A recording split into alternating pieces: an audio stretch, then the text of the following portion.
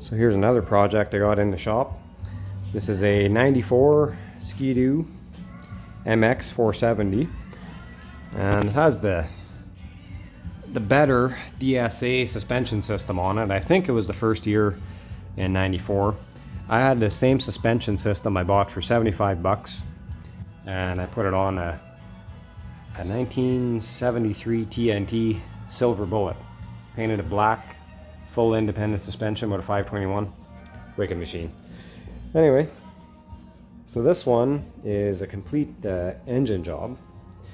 I got the cylinders and pistons. Cylinders are machine 10 over.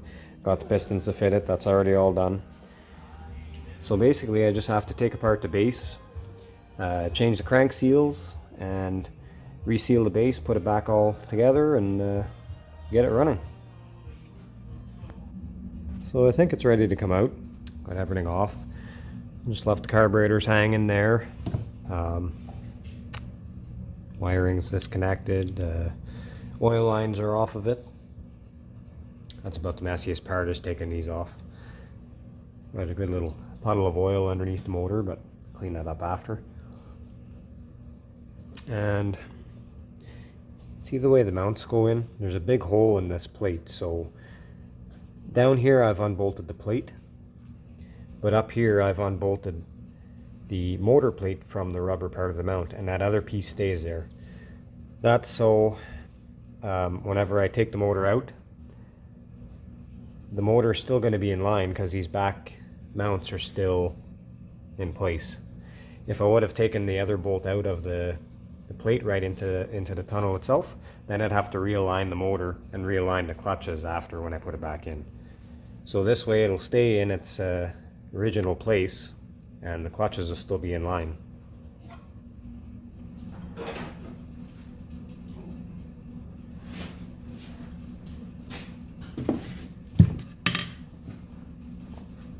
More oil.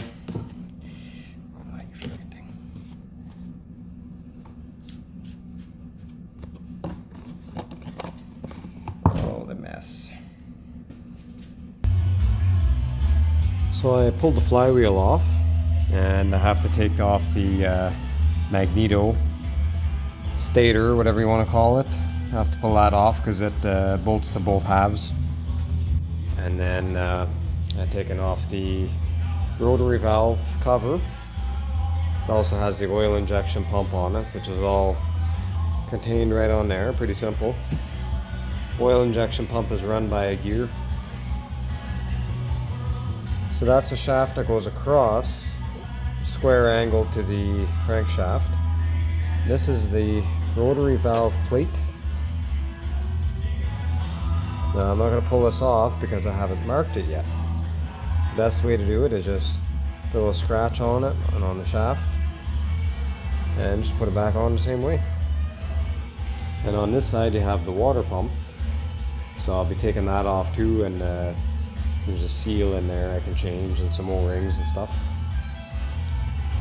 So after that stuff off, I'll make a cardboard template for all these bolts and I'll start separating the halves. So now I have the case completely apart. I got that cross shaft that runs through the center out and have it mostly apart here. So that's all the pieces, starting from the water pump side all the way to the rotary valve side. And there's a seal right here I have to get off, but I have to pull this bearing off to get that out. So that's what I'm going to do next.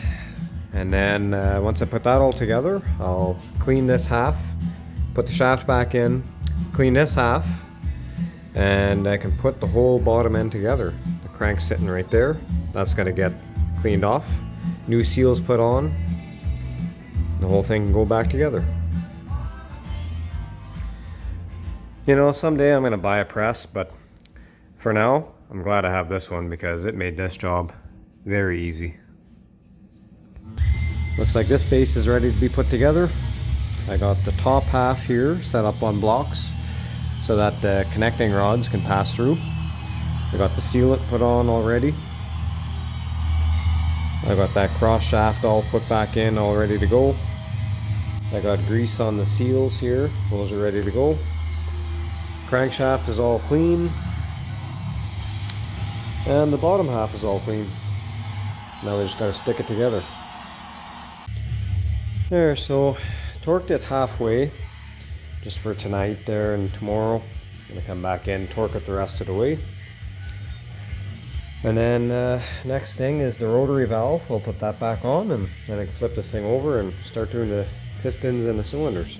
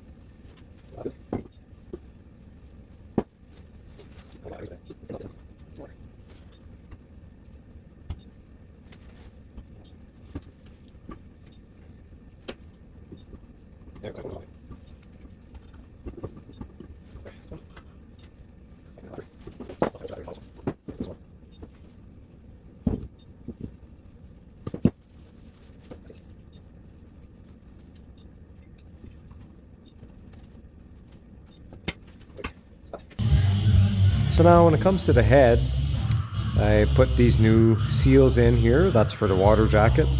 And then the cylinders have this O-ring. So that's all new. It came with the gasket kit. And for the head itself, there was no damage or anything in the chamber here. So this is all good to go. I've cleaned it up.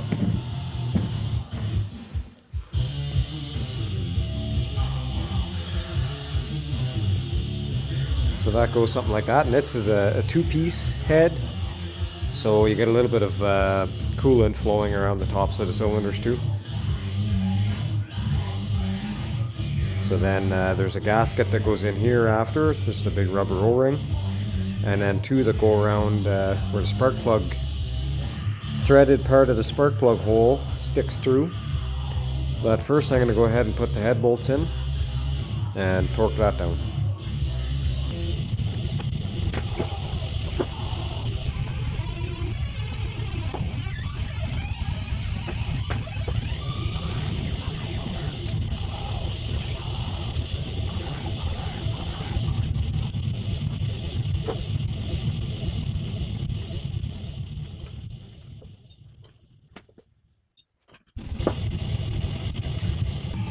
So there you go, the head's all together, torqued, bolted down and everything. So next is this rotary valve.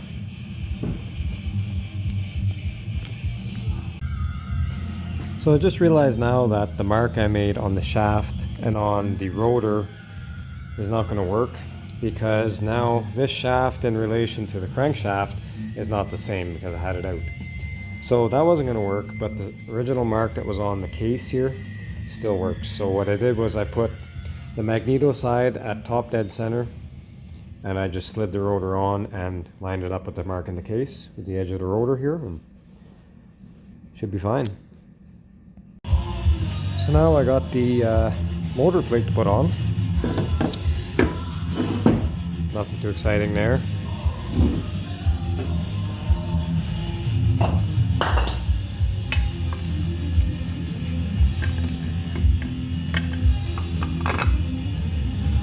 Just like that. I also put the ignition in. Nothing exciting there either. There you go, it's all together. Put the Y pipe on.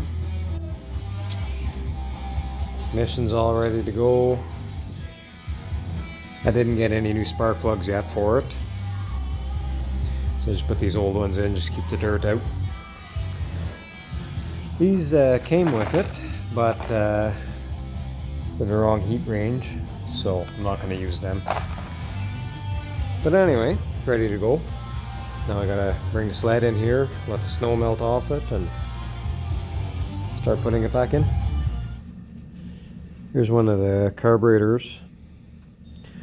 And this is why I check them out all the time. See all that dirt in there? That's right under the needle and seat, so all it would take is one of those pieces of dirt to get stuck in between them, and it's gonna flood like crazy. And then this here, I don't know why, but somebody siliconed the air screw. I don't know why somebody would do that. This is the gas out of the carburetors. As you can see, it's not normal. That big clear spot in the center, that's water. So I got the carburetors back on. I made sure they're all good and clean. I didn't put the gas lines on yet because I want to clean out the whole fuel system because of that water I found in that was sitting in the carburetor. So I'd like to drain the gas out of the tank and start over, as I'm thinking that's probably why it burned up a piston in the first place. So thinking that'd be a good idea. So for now though, I checked the carburetors to see if they were synchronized, which means that the slides are open the same amount and are opening at the same time. But I didn't like the way it was because the cables, the two throttle cables where they come into the carbs, were too tight, and the slides were open quite a bit. So the way this should be is the cables should be adjusted the same, and the idle screws in the side here is what lifts up on the slide to control your idle. You don't want the cable too tight and causing the slide to stay up. So what I did was I loosened the cable right up until the slide hit the bottom on both sides. Then I grabbed the throttle, and with my fingers stuck in each one, I can feel that they're both opening even and they're both at the same height. And then I go from there. So then I'll tighten down my cables, lock that in place, and then I'll crank up the idle screws, both sides, equally until I get it to idle even and it's exactly where I want.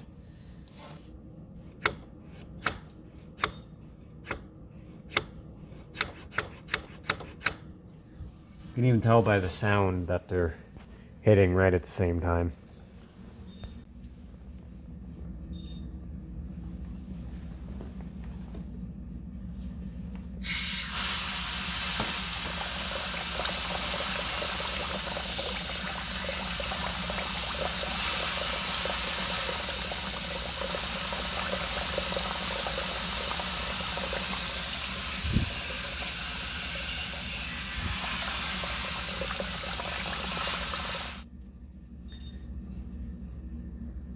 Does this look like gas to you? You can even see the line where the water's on the bottom and the gas is on top. That's right out of the bottom of the tank, the last little bit that was coming out. Glad I decided to drain the tank and not just add some fresh gas to it.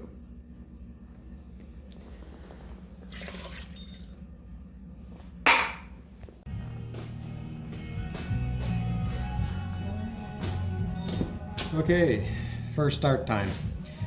So I checked with this handy little tool here that the kill switch works properly and that we have fire to start. There's no point in pumping gas into it and trying to start it if, there's no fire. So anyway, that's good. I have the rad cap off. I have the primer doesn't work, so I have a little bottle of priming gas. I think we're good to go.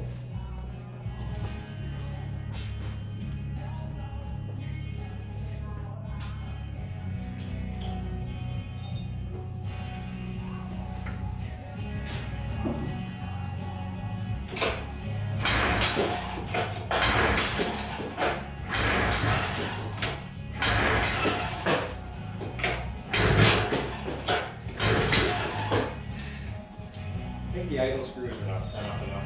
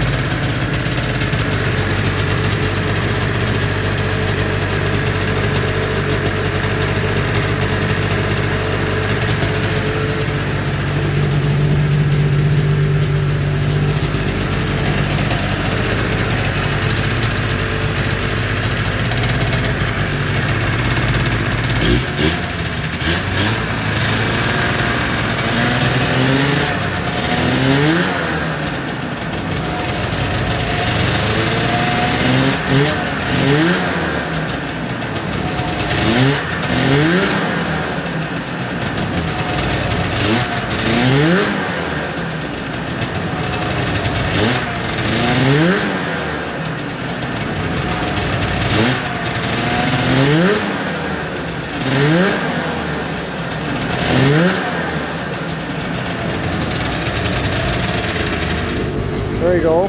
Seems to run pretty good. So I guess I'll do a little bit more testing and should be good to go.